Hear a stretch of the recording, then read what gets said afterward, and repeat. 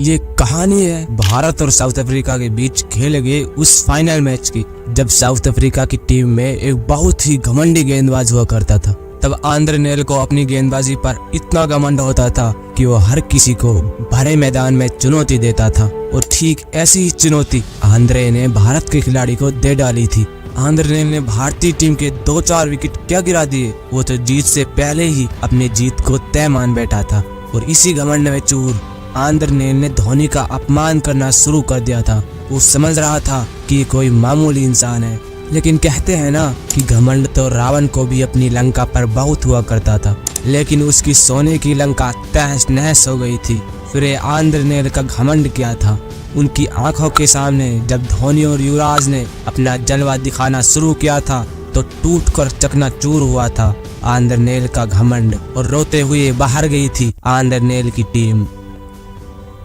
ये साल था 2007 का, जब भारतीय टीम को अपना फाइनल मुकाबला साउथ अफ्रीका के साथ खेलना था। टॉस होता है और भारतीय टीम के कप्तान राहुल द्रविड़ टॉस जीतकर पहले गेंदबाजी करने का फैसला करते हैं। द्रविड़ का ये फैसला भारतीय टीम के लिए एकदम सटीक साबित होता है, क्योंकि पारी के दूसरे ओवर में ही अजीत अगरकर ने मोर्नेवेन को एलपीडब्ल्यू आउट करके भारत को पहली सफलता दिला डाली थी। इसके बाद अगली ही गेंद पर अगरकर ने एक और वार किया और जैक काली जैसे खतरनाक बल्लेबाज को बिना खाता खोले ही पवेलियन का रास्ता दिखा दिया। मैच 8 रनों पर ही साउथ अफ्रीका अपने 2 विकेट खो चुकी थी। यहाँ से अफ्रीका अपने विकेट खोती ही जाती है, कभी एबी डिविलियर्स तो कभी जेपी डुमिनी। लेकिन इसके बाद गिब्स और कैंप अपनी टीम की स्कोर को आगे बढ़ाते हैं। दोनों मिलकर भारतीय गेंदबाजों की जमकर पिटाई करते हैं और अपने टीम की स्कोर को 100 रनों के पार ले जाते हैं। कैंप तो अब दर्शकों की डिमांड पर चौके छक्के लगा रहे थे। महेंद्र सिंह धोनी का हर दाव इनके आगे फेल हो रहा था। फिर 28वें ओवर में कैंप ने इसी चौके से अपना शानदार अर्धशतक पूरा कर लिया। अब 28 ओवर की समाप्ति पर स्कोर 127 रनों पर 4 विकेट होता है। अब कप्तान MS धोनी ने जहीर खान के हाथ में बॉल थमाई और जहीर खान ने भी गिब्स को बोल्ड कर भारत के जीतने के इरादे को जाहिर कर दिया। इसके बाद अफ्रीका के कुछ विकेट गिरते जरूर हैं, लेकिन गिब्स और कैंप की पारी की बदौलत से अफ्रीका 31 ओवर्स में 148 रनों तक पहुंच जाता है। अब भारत को ये मैच जीतने के लिए 149 रनों की दरकार होती है। भारतीय टीम की तरफ से सचिन और गांगुली की सलामी जोड़ी मैदान पर आती है। सचिन ने पहले ही ओवर में चौका लगाकर अपने इरादे को जग जाहिर कर दिया, लेकिन बदकिस्मती से सचिन अगली ही बॉल पर एक बड़ा शॉट खेलने के चक्कर में अपना विकेट गंवा देते हैं। इसके बाद मैदान पर बल्लेबाजी करने गौतम गंभीर आते हैं और कुछ बड़े शॉट्स खेलते हैं, लेकिन गौतम गंभीर भी कुछ ज़्यादा देर मैदान पर नहीं टिक पाते और महज 5 रन बनाकर पवेलियन चल देते हैं। लेकिन इसके बाद गांगुली का साथ देने राहुल द्रविड़ मैदान पर आते हैं और गांगुली के साथ पारी को आगे बढ़ाते हैं।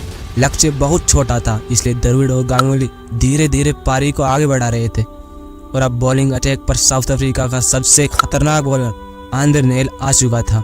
इसकी तीसरी बॉल पर गांगुली एक शानदार चौका लगाते हैं, लेकिन इसके अगली ही गेंद पर गांगुली का एक किनारा लगता है और बॉल सीधे कीपर के हाथों में जाती है और आंद्रे नेल अपने घमंड में चूर हो जाते हैं। लेकिन इसके बाद आंद्रे के इसी घमंड को तोड़ने के लिए युवराज सिंह मैदान पर आते हैं और द्रविड़ के साथ भारत को जीत की ओर ले जाते हैं।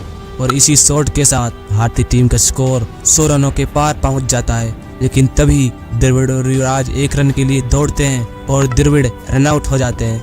अब मैदान पर बल्लेबाजी करने महेंद्र सिंह धोनी आते हैं और आते ही मैच को जल्दी फिनिश करने की सोचते हैं।